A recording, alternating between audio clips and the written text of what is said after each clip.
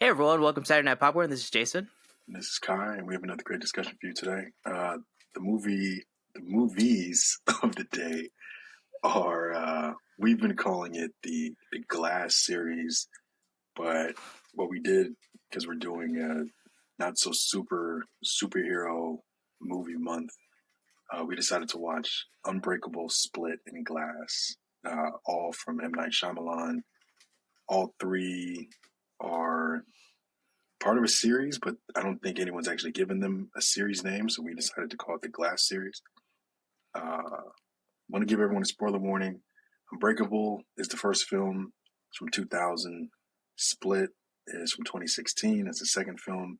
And Glass is the most recent one. That's from 2019.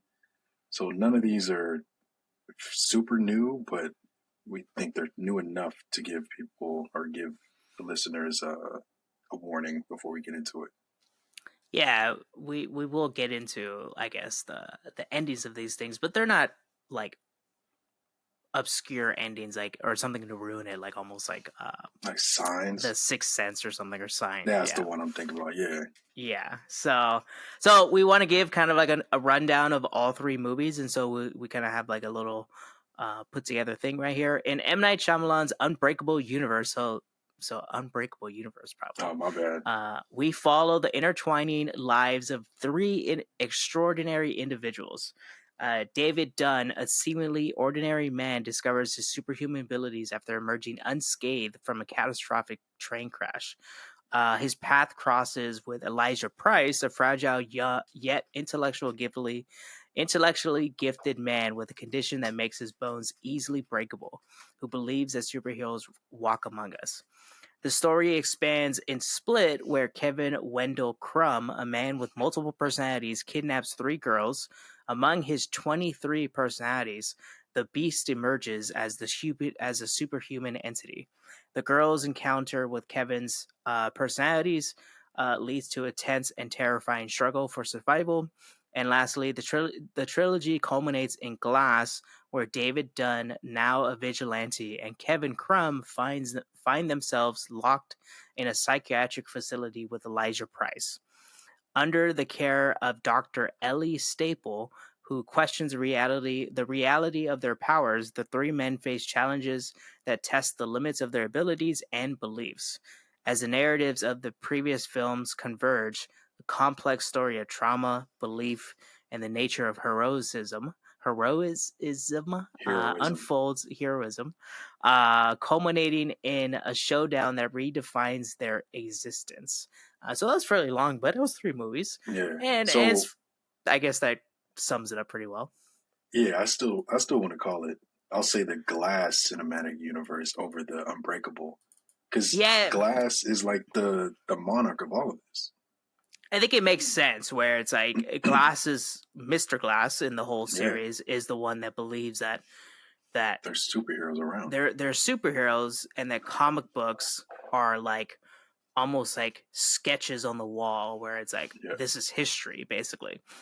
And the story revolves all around around Glass. him basically. Yeah, Like towards the end, you see that everything kind of like revolved around Glass, and which everything was was ignited. shady as hell. Yeah, right. Shady as hell. You get a glimpse of it with Unbreakable, sort of like it sort of Yeah, ends in that situation, but but I'm in the happy. third one, Yeah, I'm happy they kept that. I'm happy they kept that little secret until the third film. Because like they gave it away quickly in Unbreakable. Like, oh hey, yeah, I was the one that kind of sparked all this. I'm Mr. Glass. I sparked all of this, so I can find you, Mr. Unbreakable. But I'm happy they kind of kept that until the third, where it's like, oh yeah, I was the one that started all of this. yeah. When you're talking about the years these things came out, like I was surprised Unbreakable came out like 24 years ago. Unbreakable And looked the best. Like watching that. So as I was watching it, I was mad at myself for taking so long to watch all three of these, mhm. because I remember seeing Split and like all the trailers coming out and all the advertisement, and I was like, oh, I want to watch that, and I just kind of put it to the back burner. It's like, I'll get to it eventually. So when you and I were kind of coordinating this month, it was perfect. It was like, okay, cool. We can watch Unbreakable, we can watch Split and Glass all at once. And I'm so happy we decided to do that because I enjoyed all three of them. Me too. I watched all three with Patty also, and Patty was like, I think it was like Unbreakable she's seen, but then Mm-hmm. Split and Glass she has never seen. Myself, Glass was the only newest one I had not seen for this kind of like 3-part series that we recorded. Mm-hmm. Um, and it's like, yeah, like when you see them all at once, you see the cinematography like sadly degrade as the movies go Yeah, it on. went from film to digital. Yeah. Yeah, and I think that's probably what the main thing is that Mm-hmm. the last one is super clean and Mm-hmm. very bright, which doesn't correspond with Emily Shyamalan's like style, I believe. Well, and just Um, the story itself is like a very dark and sad story, and you're just like, ooh, look at all this sunshine and rainbows. It's like, nah. yeah, yeah, you're almost confused by the contrast of like the sets, the color Yeah. used, and then the brightness of the so but yeah, like you said, we believe the first one is the most intriguing looking, Yeah. uses a lot of like I wrote in like after I watched Glass, like Glass did not have me like have certain shots stand out in my head where it's like, wow, I was impressed because like Unbreakable starts off with that like cool like weaving between the cracks of the train Yeah. seats. I love It, that. yeah, I was like, man, I that makes you love like it that. starts off where you're like, whoa, like this is like Mm-hmm. you can tell like the you're almost like a voyeur of like, oh, like what is this guy thinking? He's trying to Yeah. pretend like he's not married and stuff. He's trying to hook up with this lady, but then everything kind of like crumbles and stuff. But Quickly. yeah, and I guess you kind of get 50% of that in like in Split. You still see some You get some cool where shots. yeah, where like they're Yeah. looking through the crack of the door, and Yeah. so it's like you kind of get like that Or even the same keyhole, similarity. like looking The through the keyhole, keyhole, looking through the crack of the door. And then even the when he go was ahead, pulling the bars and there's like just a close up on his face as he's pulling the bars, and it looks yeah, like he's like actually jumping through the screen. right, They had some good shots in that too. It was and only then Glass that was Glass like just like they like took everything back. Like, okay, here we're just gonna give you a very basically shot film. It has very vibrant colors, like you said, but the shots are very like, all right, you get a shot here, then we're gonna do a close up. Here's a wide shot. Let's get a really wide shot of this man running on all fours towards another man. Ooh, right. It's it's like, eh, I was very like it basic. almost reminded me of like the sadness of like the Marvel Civil War where you like expected like 50, 60 superheroes show up and it's like four Yeah. of them at the airport. They try to make it as cool as possible, but yeah, that was a very like, ooh, yay, we got a couple people. Yeah, The one and thing I go ahead. the one thing I did want to ask is, do you think M Night knew this was going to be a trilogy going into it, or do you think it was like, hey, because it felt like Unbreakable was a standalone. Like, okay, cool, I made Unbreakable. It was as good as I could do. Like, it's an amazing movie, and that could be the end of the series, and that's why he gave away the Elijah was Yeah, the cause of the train wreck. it was like a clean And ending where it's like yeah, I don't need more of this if there isn't more of this. exactly. So do you think he had the trilogy in mind, or do you think he was just like, oh, cool, Unbreakable, let's see how it does. Oh wow, it got all this praise, and then he waited 16 years to do the next one. I don't think so. It's funny because like I would say he didn't understand that he was gonna make this like series of movies, but when Hmm. he was done writing Split, he must have been like, Yeah, oh, this seems like it connects fairly well. that Because makes like sense. you don't even know this thing's connected until Bruce Willis shows up at the end. True. And you have no clue, and so it almost sits as a standalone film itself, but then he just like, hey, like this seems like a fairly good way to kind of like tie it together. Yeah, And then it almost seemed like someone showed up to him and said like, hey, why not do a third one? yeah, And then he really didn't know how to do it, I think, or and just someone. threw something together. I Yeah, did like. Go ahead. well, I was thinking like I think production like people probably like hindered him too much, or I don't know. Like, did he not know what the hell to do, or were there people on set been like, "Hey, how about you do this? How about you do this?" And he kind of like listened to them a little bit more.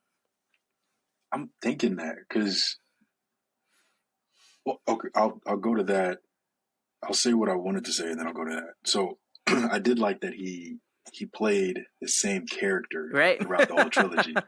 Like he Me was just too. like he was a piece of shit in the first one, and then he got a good job, and you're like, oh, he's a different person, and then you find in the third, like, no, he's the same guy. He cleaned his life up, so that was pretty cool. But for the third one, it felt like, yeah, like you said, it felt like somebody was like, hey, it seems like you want to make a trilogy out of this. Let's get how do we get all three characters in one place? Right. And they did it in the most basic way possible, and then they're just stuck in a hospital, and then there's this possibility of something big happening, but then they like copped out. Like the end, that's what made me dislike Glass, because it felt like they copped out on the ending. Like I would have liked to have had all the characters actually leave the facility and possibly blow up that building. Something, And right? yeah, but for them to all die in the parking lot of the facility is kind of like, all right, this is bullshit. And And then to have the secret society be like yeah, the Shyamalan kind of like twist to this, it's like that seems like that stupid. was Like, bull. oh, it's all Hydra or something, or like some like random Yeah, shield behind them. like, oh, there's more superheroes out there. We have to make sure we like don't Supposedly, let that's them what you know. think, It's like, right? come on. That's sort of what you kind of come to the Yeah, conclusion that this like these people like are among like are us. trying to like yeah, there's people among us, and then there's a secret society that agrees, oh, we don't want them because our lives are pretty good and we Yeah, don't need them, right? it's like, come on. Yeah, that's what's kind of sad about it, where it's like you have I remember like I've watched Unbreakable I think a few times over, and like even Patty Mhm. was like, I remember Unbreakable used to always be on TV. Like you would be watching some like TV over the weekend and like, oh, Unbreakable is coming next, and like you always kind of catch some little bits of it. Yeah, And even still watching Unbreakable this weekend, it's like this is a great it's a movie. solid film. Yeah, and I think that's like, and then Split. Split, I think, communicates a lot about like I think Split opened Mental up the health. door of like mental health, Hmm. the reaction of possibly having like a bad therapist. That's a debatable thing. Like having a bad therapist is. Yeah. Patty and I had a discussion about that. Like just like whether or not the therapist was kind of the reasoning behind this was my Well, opinion. well, it seemed like it. The fact that she knew of his I would say disabilities for that much time and didn't really do anything about it. She kind of just tiptoed around like, "Oh, hey, I don't want to get you mad. I don't want the beast to come out. I don't think the beast is real." It's like, come Yeah, on. like I get that people with mental health issues, disorders, or diagnoses should not be seen as separate from the atypical people. Yeah. Um, but their understanding, the therapist's understanding of like, oh, I'm doing this research, I do like talks at this conference and stuff, and it's like more so that they're like unlocking more potential of the human race is like Hmm. a whole different story. Like it's not like that's a whole different thing that you're kind of doing, and I think that that kind of implanted the seed where the personalities in Crumb They're created thriving. the yeah the thought of like, oh, we have unlocked this, like we have 23 people behind us, Yeah. and we can think about this bigger thing. And I think that was like my understanding, that like she kind of introduced the idea of the beast to him. Oh, for um sure. For sure. right. For like so there's a podcast I listen to. It's a comedian's podcast, and he'll like randomly start talking about films and like give movie reviews. and he always talks about how much he likes directors that have great movies and terrible movies, like so on both sides of the spectrum. M. Night is quintessentially that, like the prototype for that. Like he has some home runs and some really, really stinkers, some really, really big stinkers. And I want to say Unbreakable and Split are definitely home runs, and Glass is Is a bit maybe a stinker. foul ball. I don't know Ah. if you want to stay with the baseball references, like, because I just remember turning on, like we talked about, turning on Unbreakable, just the opening shots of them shooting through the train seats, and you kind of just being there, and then the train crashing, and then just the vibrance, like the darkness of the film, hmm but then the vibrance of the colors in the film.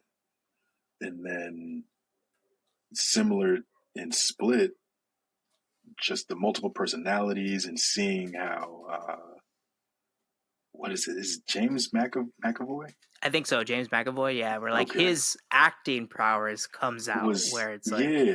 Well, and then it even the flips on a girls dime. too. Yeah, Yeah, the girls interacting with him and then having to play off like, okay, who is he right now? Is yeah.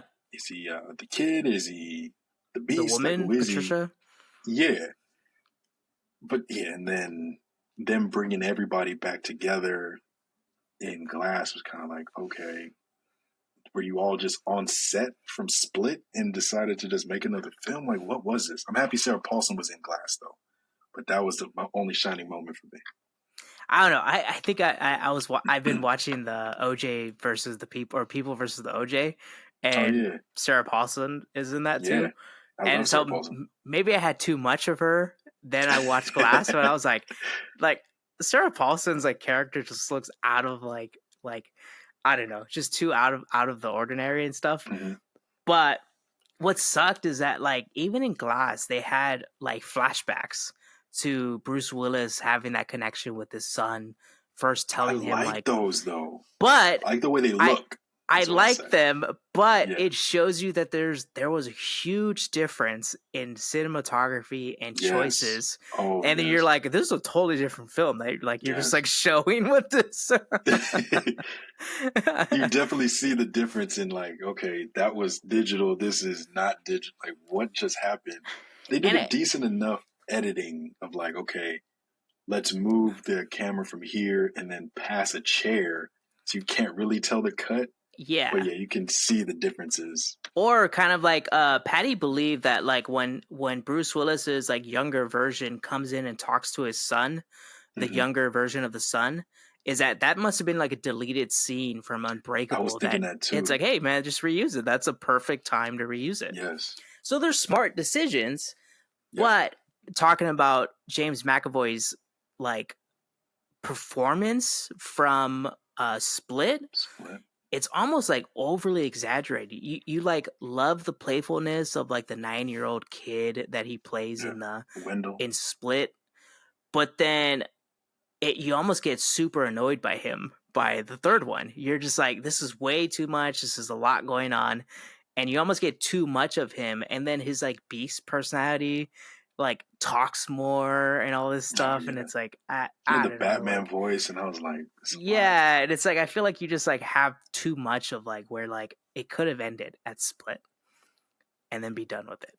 Yeah, or they could have taken. I think if they would have taken Glass down a different path, like I think if they would have went down a darker path, like if they would have, they wouldn't have been found out. Hey, they escaped the facility. They got to the building. Glass was able to do what he needed to do. Now Bruce Willis is chasing them, and he makes it to the building in the nick of time, and he's fighting Crumb. That would have been cool as hell. But the fact that they were like, nah, we'll kill him in the parking lot. There's a secret society that's been watching him the whole time. There's other superheroes in the world, but we can't let them know they're superheroes. It's kind of like, where the hell did all this come from?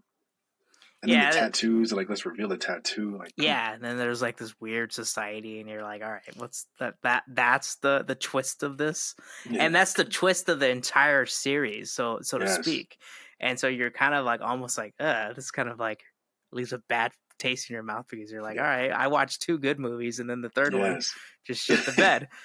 But You should have waited another like 16 years. I would have been good. I would have been happy. now, do you think he's done with this? Like, most likely That that was he my like, question too. Yeah. yeah, like he like did such a crappy job with Glass that like Yeah. probably it would take a lot of convincing for someone to pick up like, oh, I want to do a fourth one and like do it better and stuff. Like, But I think it wouldn't, I don't think it would be a fourth one. I think it would be its own movie, like following a new set of characters. he was, yeah, you would assume so. Or like, Yeah. I was like, because remember when Glass is dying and he was like, oh, he's telling his mom like this has It was been an an origin origin story. story the whole time. Yeah.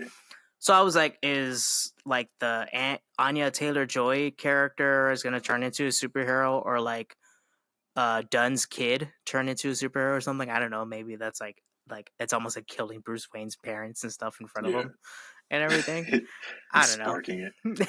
I still, so the one thing we didn't touch on in Unbreakable, the kid is a psycho. Like, I'm gonna shoot my dad because he's possibly a superhero, but then they're best of friends in Glass. Like, I know it's been years, but your kid tried to shoot you in your kitchen. Like, that's I just wanted crazy. you wanted to No try it out. repercussions. No repercussions. Patty and I love the weightlifting scene where like little by little he's putting more on and More weight, yeah. he's like behind the like watching him like What are you doing? it's hilarious. Your dad just gonna explode all over you? Like, come on. Yeah, there's some really good parts and like what's amazing to know is that what's funny, it's good to know because I feel like the great directors out there are the ones that write, direct, and produce their movies. Yeah. And he did all three for, I think, for sure, Unbreakable. He wrote, produced, and directed it. But he wrote and directed the rest, the other two. And it's like he has so much control of what he does. And I think that's like it almost like sadly you have no one else to blame. Freedom. Yeah, you have no one else to blame for Glass, but you have only praise for him solely for the first two, basically. And you can tell where his mind was going for this story, but then like it almost kind of like he didn't know how to end it for the last one. That ending, like if that wasn't the ending, I think it would have been, we wouldn't have this conversation about how bad it was if it didn't have that ending. Because I was in it, I was into the film up until the ending, and then I was like, "What? This is it?" I don't know. Even like watching Glass, it's like you can tell it's different, and like it just felt different. So then, even when you came to the ending, you're like, "Oh my god, okay." Like but I didn't hate it. Like I was like, "This is interesting enough." Like Glass has a plan, kind of kicking around. We don't know exactly what it is, but I'm here for it. I'll see what happens.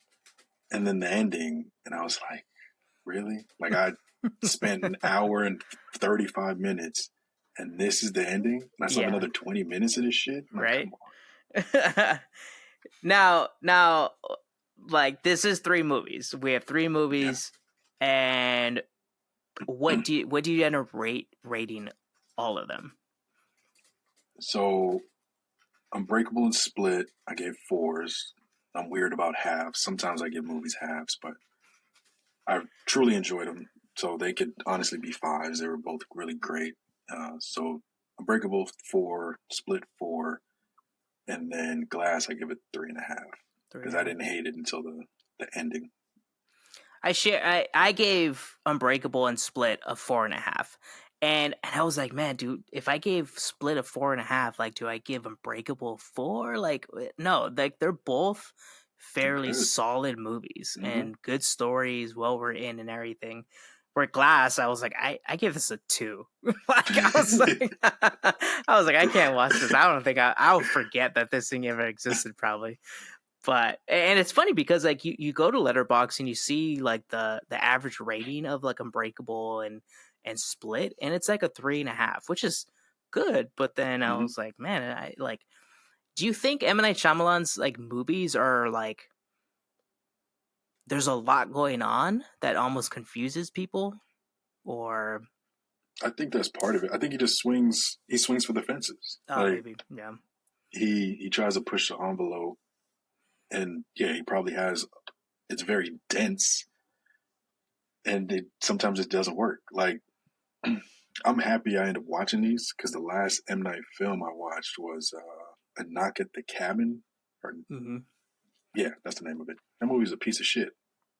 Yeah, I still I haven't was watched that one, but don't like I was. I went. I think I went on a date. She wanted to watch it, so I was like, okay, cool, let's watch it. And I told her before, like I saw the trailer, I was like, this isn't gonna be good. She's like, nah, it's gonna be good. And we watched it, and then we left, and I was like, so? She's like, yeah, it was bad. I was like, I told you. Because like you get his ideas are really like really cool, but it's the execution that's kind of like, where did this fall off? now it kind of makes you think. Like, do you believe M Night is like? Would he be better writing his like off the wall stories, and then someone tries to put it into film themselves? Like, sometimes it seems like his stories are so complex that he also doesn't know how to visualize it on film. Yeah. No, I think it's more of he needs somebody to rein it in. So Oh, he maybe. needs like just a writing partner. Like, hey, this is my crazy idea. It's very vast. This is what I have script wise. See where things kind of fall apart. And then that person goes in and cleans it up. Like, okay, hey, let's Yeah. not kill the three main characters right here. Or hey, let's not have this weird religious idea in Knock on the Cabin that's apocalyptic.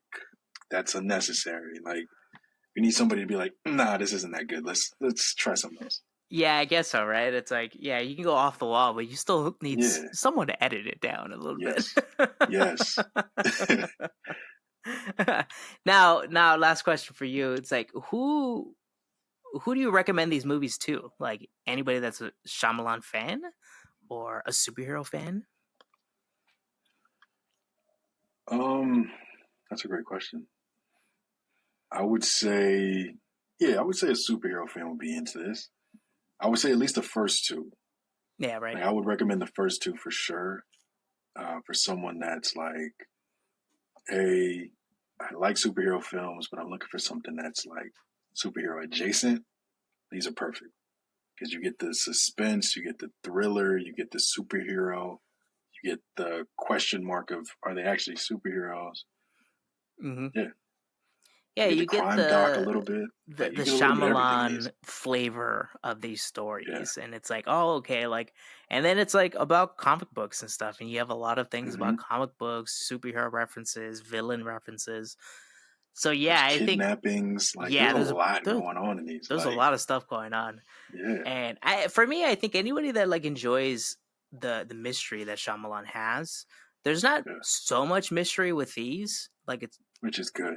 it's good, but you still, if you enjoy his movies and the way he kind of pieces together stories, I think, yeah, like you said, the first two movies are like, whoa, like that's cool, like that's a Mm-hmm. good way to do this and stuff, and that's sort of where I would kind of like. But then it's like watching all three, it's like, yeah, you kind of say like just watch the first two and then that's it. Yeah, Like, don't watch the last one, but they're available on Netflix, the last two, so yeah, that's yeah. kind of One's nice. on Max. Yeah, right. Unbreakable's on Max, and then the other two on Netflix. Yeah, so, but yeah, so well, that was the Unbreakable series, or the Glass series, as we I call it the say. Glass Cinematic Universe, Glass series. That's what I'm going with. All right, Kai, you want to take us out? Yeah, thanks for joining us for another episode of Saturday Night Popcorn. I'm Kai. And I'm Jason, and we'll be back next week with another one. And please let us know if you've seen these movies in the comments, if you like them, dislike them. And please like and subscribe to Saturday Night Popcorn for more podcasts like these.